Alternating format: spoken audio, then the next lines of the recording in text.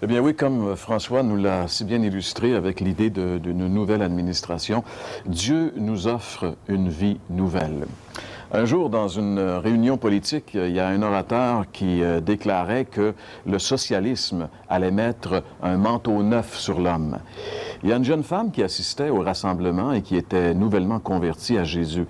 Elle se leva, prit la parole et dit bravement, « Oui, le socialisme peut peut-être mettre un manteau neuf sur l'homme, mais seul Jésus peut mettre un homme nouveau dans le manteau. » Bien, voilà exactement ce que Dieu nous offre, une vie nouvelle. Tout ce que la politique n'a jamais réussi à faire pour changer l'homme, tout ce que la religion n'a jamais réussi à faire pour changer l'homme, tout ce que l'argent n'a jamais réussi non plus à faire pour changer l'homme, eh bien, Dieu nous le propose. Dieu nous offre une vie nouvelle pour tous ceux et celles qui se tournent vers lui en se confiant entièrement et totalement en ce que Jésus a accompli une fois pour toutes sur la croix du Calvaire il y a 2000 ans. Dans une province qui détient les tristes records de suicide, de divorce, de violence et de bien d'autres choses terribles, mes amis, nous avons désespérément besoin d'une vie nouvelle. Seule la Bible nous donne une réponse satisfaisante concernant l'état morbide de l'humanité. Pourquoi est-ce que l'homme a besoin d'une vie nouvelle? Pourquoi l'existence de l'homme sur la terre est-elle si désastreuse finalement? La Bible nous dit simplement que c'est parce que l'homme est spirituellement mort. Dans la lettre qu'il écrivait aux chrétiens de la ville d'Éphèse, il y a de cela 2000 ans, l'apôtre Paul déclarait ceci, que nous pouvons lire ensemble. C'est un verset de la Bible qu'on retrouve dans l'Épître de Paul aux Éphésiens, chapitre 2, les versets 1 et 2. Il dit « Autrefois, vous étiez morts à cause de vos fautes et de vos péchés. Par ces actes, vous conformiez alors votre manière de vivre à celle de ce monde, et vous suiviez le chef des puissances spirituelles mauvaises, cet esprit qui agit maintenant dans les hommes rebelles à Dieu. » Quand l'apôtre Paul adressait ces paroles au premier siècle aux chrétiens de la ville d'Éphèse, il prenait bien soin de leur rappeler cette grande vérité qui est fondamentale finalement. Cette vérité, c'est qu'avant leur conversion à Jésus, ils étaient morts.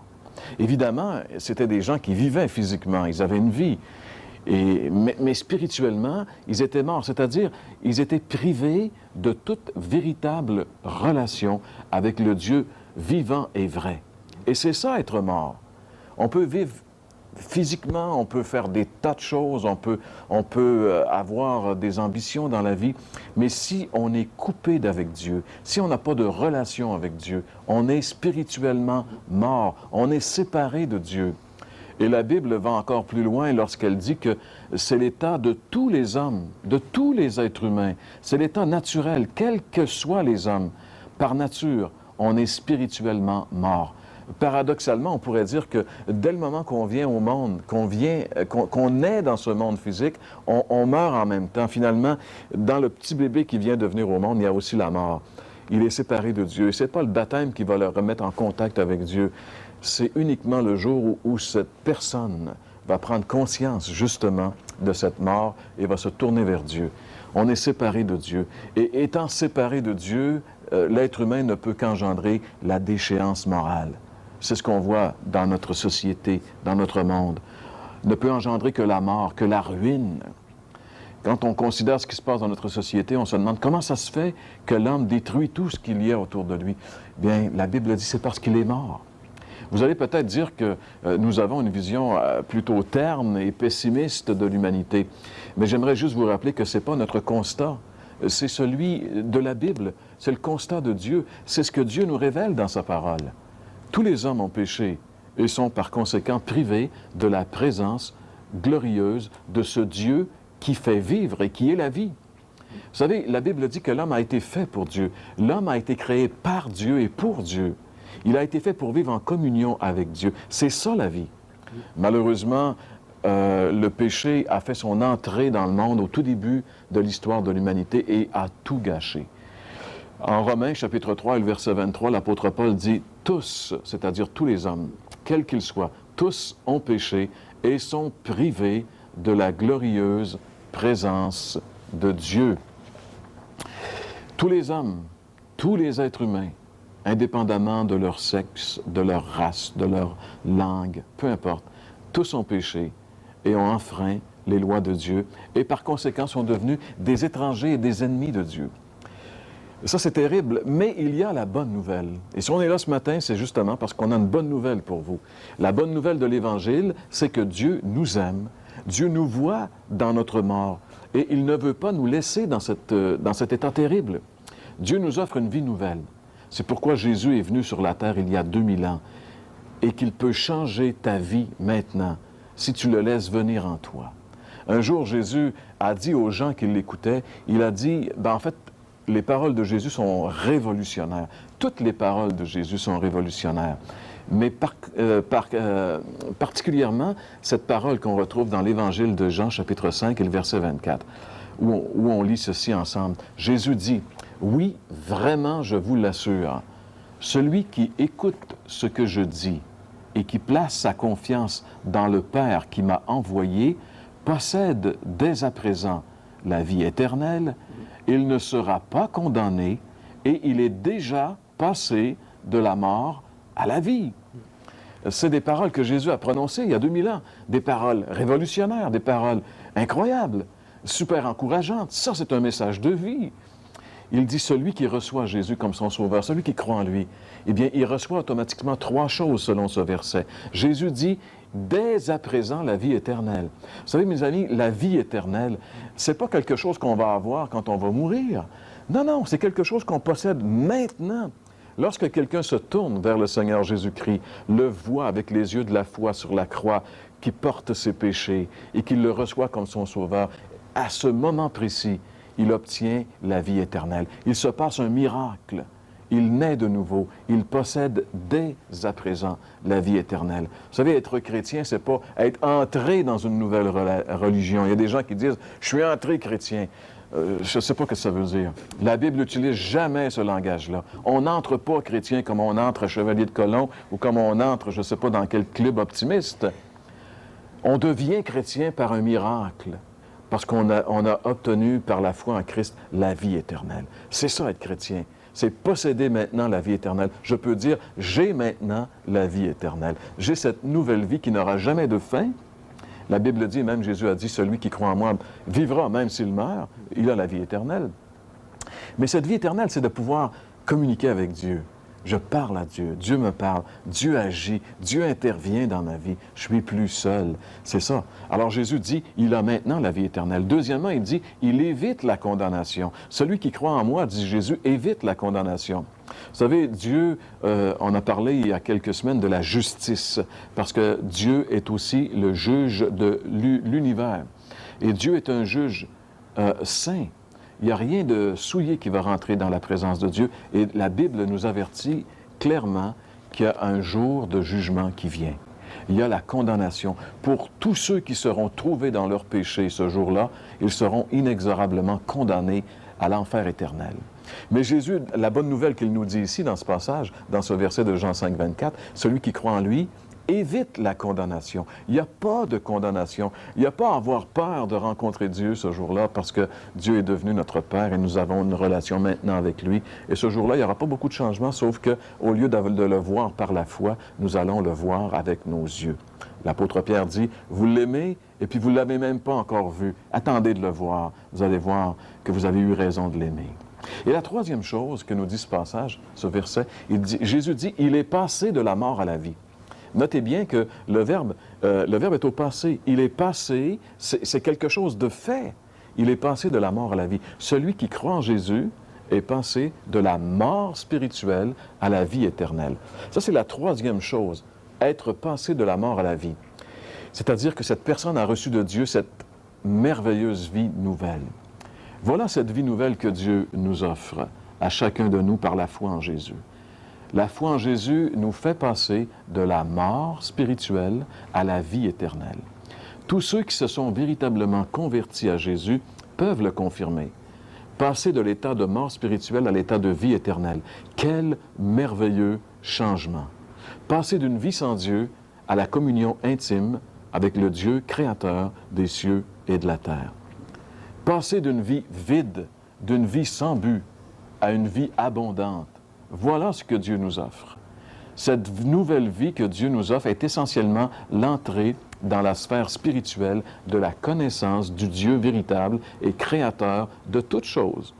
Cette nouvelle vie, elle est pour tous parce que tous, peu importe leur état, sont privés par nature de Dieu. Le plus vil des criminels, comme aussi les personnages les plus religieux et les plus moraux. Habituellement, on porte un regard moral sur les gens. On dit, oh, un bandit, un assassin, un criminel, lui, il a besoin de changer de vie. Mais la personne religieuse, la personne morale, le bon père de famille qui gagne sa vie, même religieux, qui assiste au service religieux, on dit, lui, il n'a pas besoin de changer de vie, il a une bonne vie. Mais le regard de Dieu est différent. Autant l'un que l'autre ont besoin d'avoir cette vie nouvelle. D'ailleurs, un jour qu'il s'entretenait avec probablement l'individu le plus moral en Israël, Jésus a simplement révélé à cet homme qu'il devait naître une seconde fois s'il voulait vraiment saisir les choses de Dieu et entrer dans le royaume de Dieu. On peut lire ce texte dans l'Évangile selon Jean, chapitre 3, les versets 1 à 6. Il y avait un homme qui s'appelait Nicodème, un membre du parti des pharisiens. C'était un chef des Juifs.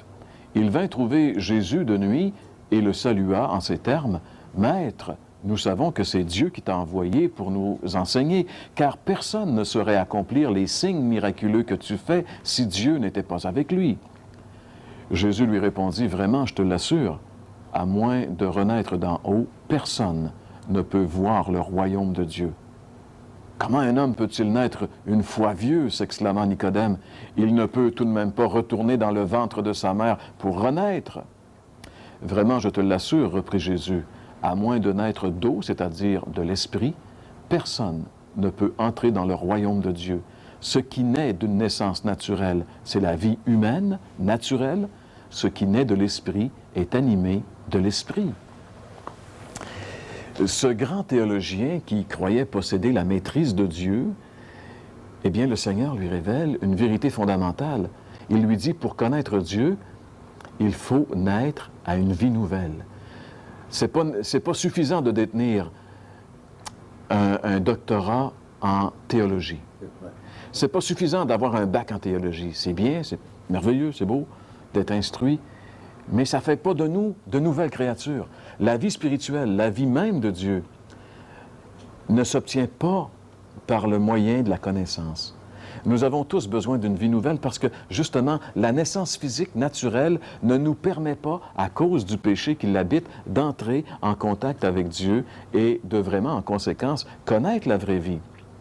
Mais peut-être que vous vous posez la même question que se posait Nicodème quand Jésus lui a révélé cette grande vérité. Vous savez, Nicodème, c'est un homme très instruit, c'est un homme très moral.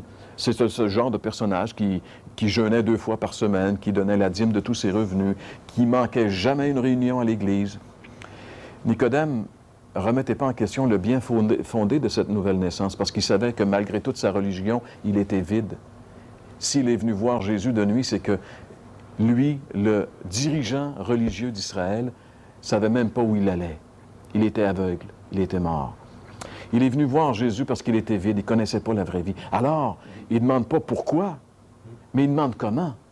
Comment est-ce qu'un homme peut naître à cette nouvelle vie? Comment avoir cette nouvelle vie? Comment naître de nouveau? Et c'est à cette question que Jésus répond dans ces 2 versets que nous pouvons lire ensemble dans la suite de cet entretien que Jésus a eu avec Nicodème, Jean chapitre 3, les versets 14 et 15. Jésus lui dit, « Dans le désert, Moïse a élevé sur un poteau le serpent de bronze. De la même manière, le Fils de l'homme doit aussi être élevé pour que tous ceux qui placent leur confiance en lui aient la vie éternelle. » Jésus illustre ici cette vérité toute simple par une histoire de l'Ancien Testament. Quand le peuple juif, qui était en esclavage depuis 4 siècles en Égypte, a été libéré sous la conduite de Moïse, il a dû traverser le désert avant d'entrer dans la terre promise. Et là, dans le désert, il s'est passé toutes sortes de choses. Dieu devait instruire son peuple avant de lui donner la bénédiction. Et le peuple était impatient, murmurait contre Dieu. Et à un moment donné, le peuple, à force de murmurer, a irrité Dieu. Et Dieu a envoyé un jugement. Il a envoyé des serpents venimeux qui mordaient les gens. Et tout le monde qui était mordu mourait dans les quelques heures qui suivaient. Et le peuple, voyant ce fléau, a dit à Moïse, ben prie Dieu qui nous donne un remède, parce qu'autrement, on va tous mourir. Alors Dieu a révélé à Moïse le secret, le remède secret, pour ne pas mourir de la morsure mortelle du serpent venimeux. Il a dit à Moïse, tu vas élever au milieu du camp, sur une perche assez haute pour que tout le monde puisse le voir, un serpent en bronze. Et dès qu'une personne qui a été mordue se tournera vers le serpent, automatiquement, miraculeusement, il sera guéri. Alors donc, il y a des gens qui étaient mordus et qui ont cru, parce que ça faisait vraiment pas de bon sens, logiquement parlant et humainement parlant, se tourner vers un serpent en bronze et obtenir la guérison. Mais c'était le remède de Dieu. Alors ceux qui se tournaient vers le serpent étaient guéris. Vous savez, la vie nouvelle, la vie éternelle s'obtient uniquement en plaçant notre confiance en Jésus et en ce qu'il a fait sur la croix une fois pour toutes. Parce que Jésus a été élevé sur une croix, sur un poteau, au milieu de l'histoire de l'humanité. Et dès qu'on porte nos regards sur lui, notre vie prend une nouvelle tournure. Par nature, nous sommes séparés de Dieu et rien, ni nos bonnes œuvres, ni notre religion, ni quoi que ce soit, ne peut nous réconcilier avec Dieu. Rien, sinon la foi en Jésus. Cette foi qui transforme nos vies. Dans la deuxième lettre de Paul aux Corinthiens, chapitre 5, le verset 17, on peut lire ceci ensemble. Paul dit, « Ainsi, celui qui est uni au Christ est une nouvelle créature. Ce qui est ancien a disparu, voici, ce qui est nouveau est déjà là. » Celui qui est uni au Christ, c'est une nouvelle créature. Voilà la nouvelle vie que Dieu nous offre. L'important, c'est de savoir si oui ou non nous sommes unis au Christ. Es-tu vraiment uni au Christ? Quand Jésus est venu sur la terre, il a coupé l'histoire de l'humanité en deux. Depuis ce jour, on compte les années avant Jésus-Christ et les années après Jésus-Christ. Est-ce que toi qui écoutes cette émission, tu peux dire que Jésus a aussi coupé ta petite histoire personnelle en deux? Peux-tu dans ta vie compter les années avant Jésus-Christ et les années après Jésus-Christ? Aimerais-tu pouvoir le dire? Voudrais-tu maintenant recevoir la vie nouvelle que Dieu t'offre? Reconnais premièrement que tu es pécheur. La Bible dit tous ont péché et sont privés de la gloire de Dieu. Deuxièmement, crois que Dieu t'aime. La Bible dit Dieu a tant aimé le monde qu'il a donné son Fils unique pour que tous ceux qui placent leur confiance en lui échappent à la perdition et aient la vie éternelle. Et finalement, tu dois le recevoir comme ton sauveur personnel. Dans l'Apocalypse, Jésus dit, « Je suis à la porte et je frappe. Si quelqu'un entend ma voix et ouvre, j'entrerai et je souperai avec lui. » Dans une simple prière, tu peux inviter Jésus à venir dans ta vie maintenant et à en prendre le contrôle. Et tu connaîtras la nouvelle vie que Dieu te propose. Tu n'as qu'à dire simplement, « Seigneur Jésus, je reconnais que c'est mes péchés qui t'ont fait souffrir et mourir sur la croix.